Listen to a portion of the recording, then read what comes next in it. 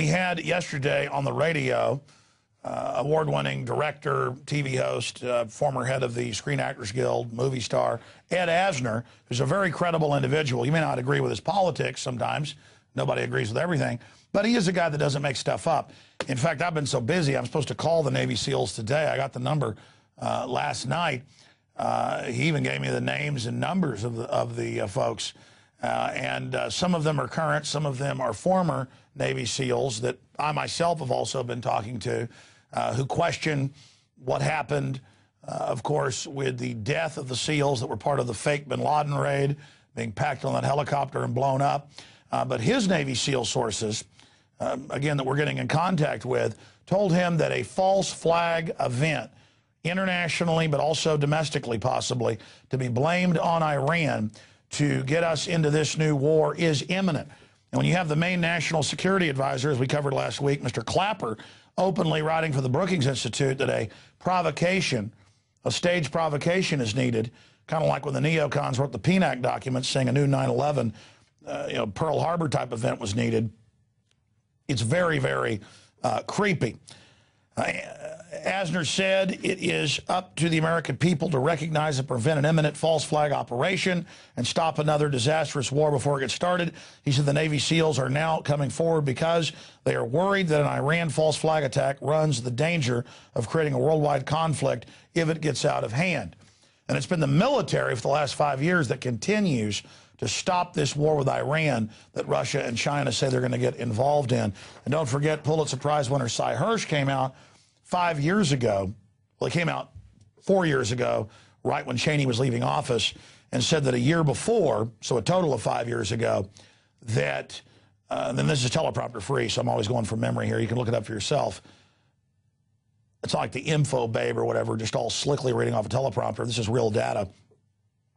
He wrote in New Yorker magazine and gave a speech at a university, Cy Hirsch did, saying that his White House sources told him Dick Cheney tried to order the SEALs in the Navy to paint up U.S. ships like Iranian patrol boats and have them attack destroyers. But Admiral Fox Fallon, we now know, said no to that. And Admiral Mullen, the former head of CENTCOM, and then later the head of the Joint Chiefs of Staff itself, went to Israel a few years ago and told them, don't stage a USS Liberty like you did attacking our ship to get us into a new war. So there's some background and some history on that huge story that's up at Infowars.com and PrisonPlanet.com. Continuing, Fairness and Accuracy in Reporting has the headline, Do TV Networks Practice for War? I remember seeing a documentary a decade ago, about 20 years ago, when they launched the first Gulf War, when CBS and ABC, and it had all the clips in the documentary that I saw on PBS that aired a decade after the Gulf War, where they were drilling and preparing and had Dan Rather and others scripting and rehearsing how they would cover the news once the war was started, and they were working with the Pentagon. And so Alexander Cockburn in Counterpunch reports that he was visiting ABC News the other day to see a friend who works in graphics. When I went to his room, he showed me all the graphics he was working on in anticipation of Israeli attack on Iran. Not just maps, but flight patterns, trajectories of 3D models, U.S. aircraft carrier fleets, and more. And it just goes through all of that. So, yes, it's all highly, highly scripted. Continuing, I saw a report a few days ago where the High Court in England has ruled that one of the heads of the global Rothschild family that's very secretive about their wealth, but it's estimated to be around 300 trillion leveraged of different derivatives and things they've sold the world population. 300 trillion, you heard me right. When you hear about Bill Gates being the richest guy, give me a break, he's nothing.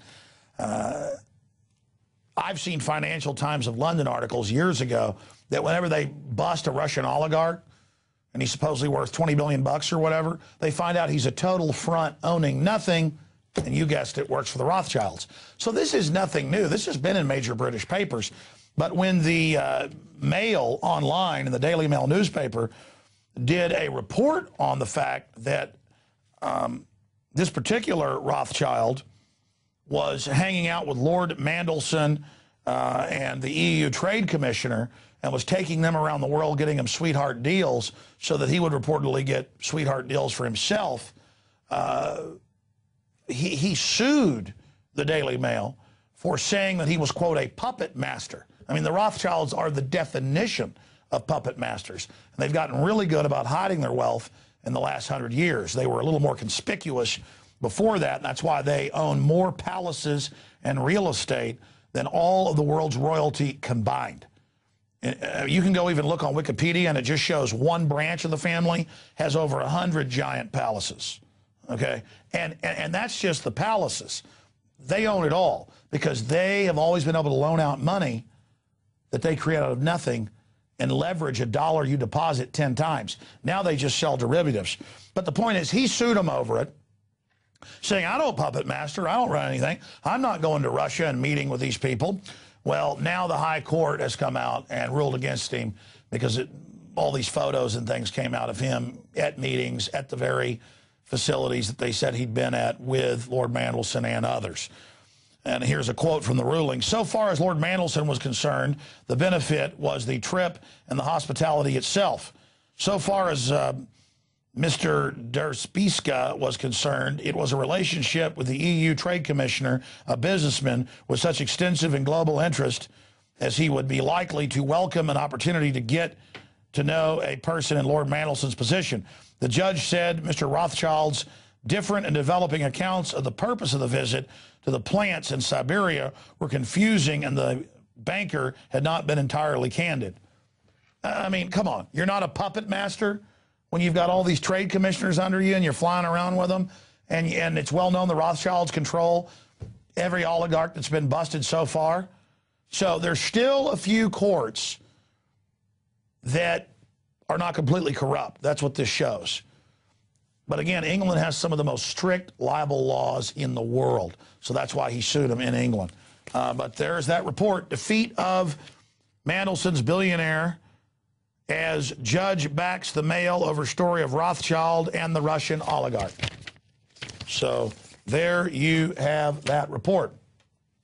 Continuing here, as you know, Fukushima has had 5 major meltdowns, huge explosions, makes Chernobyl look tame in comparison.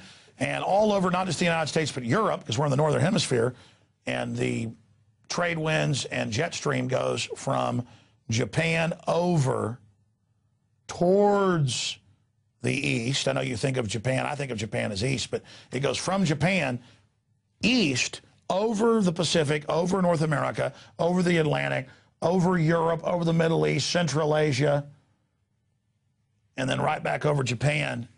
It's a globe, goes in circles, and so that stuff is just coming over, coming over, coming over. And so different isotopes have gone up a couple 100%, a couple 1,000%. EPA just raised some of the isotope levels that are safe 100,000 times what they were. You can look it up. We've shown you the numbers. EPA's proud of it. They say radiation is no longer an issue. TSA now says because of the new radiation rules being increased that it's fine. They lied and said there wasn't radiation, but now they say, well, they just said it's safe. So there is radiation, but it's good for you. I'm glad the bureaucrats can wave magic wands.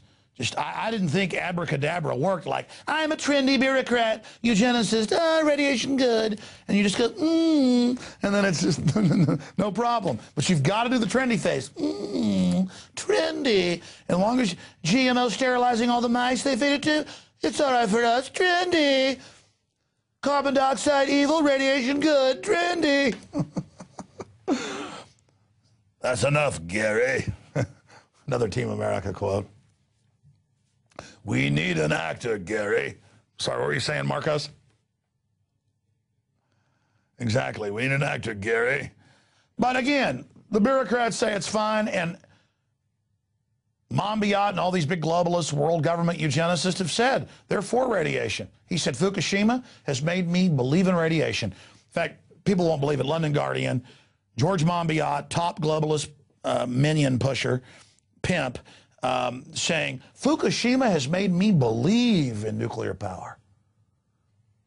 It's like you eat something and you die, then they say, oh, it's good for you. But here's the news. Fukushima reactor temperature surpasses 752 degrees, more than 4 times maximum for cold shutdown. But I don't want to hear about science.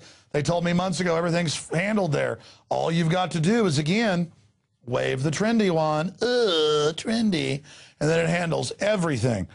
In other words, the thermometer is showing temperatures more than 4 times higher than 100 degrees Celsius limit for cold shutdown. TEPCO claims that such high reading means the thermometer must be broken, even though there's smoke seen coming out of it. They claimed all those big explosions were no big deal and hadn't breached the containment. Of course, they got caught lying about that as well. But again, doesn't matter because the Japanese government's got what our government's got.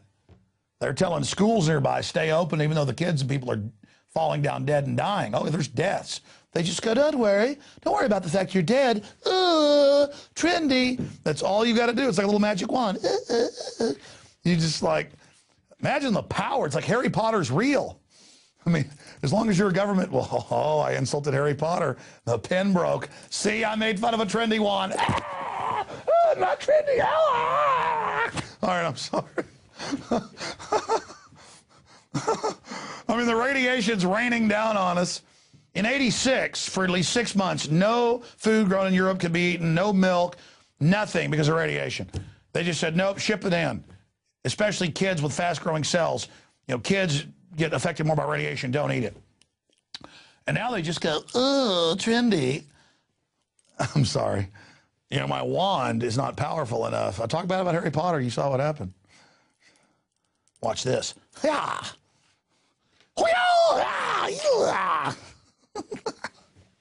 In 3D. Listen, if I was a government bureaucrat, they're like wizards. I could just go, I can fly, I'm government, and just like fly to the moon. You could have spaceships with like windows in them, not even portals. You don't even need oxygen. It's just like, radiation's good, world government, trendiness. All right. You guys should not laugh at my jokes or I'll do it more. Oh, God. I already taped the interview with Palast earlier. It's a powerful interview, and I really covered some key stuff at the very end of the show and an extended comment after he was on with us. The truth is the bizarro-ness of them saying high levels of radiation are safe for us gets me very angry, and it's affecting all of us. And I'm still sitting here being bathed in radiation, not moving to the southern hemisphere. So I guess I'm part of it. I just think I can wave a trendy wand and everything's fine. What would be the name? What is the name of Harry Potter's wand? Google that. Is it Tallywhacker? There it is. Oh, my God, a hogwart. It's called a Voltmert, Harry, Hermaphrodite, and a Ron. Okay. My God, think of the power I'd have with one of those. That must be what the EPA has. They've just got a little hogwart wand, better than my Bic pen. I mean, look at these Bic pens. You get like 20 of them for $1, but you see why. They got little microchips in them so Harry Potter can control them. All right, that's enough.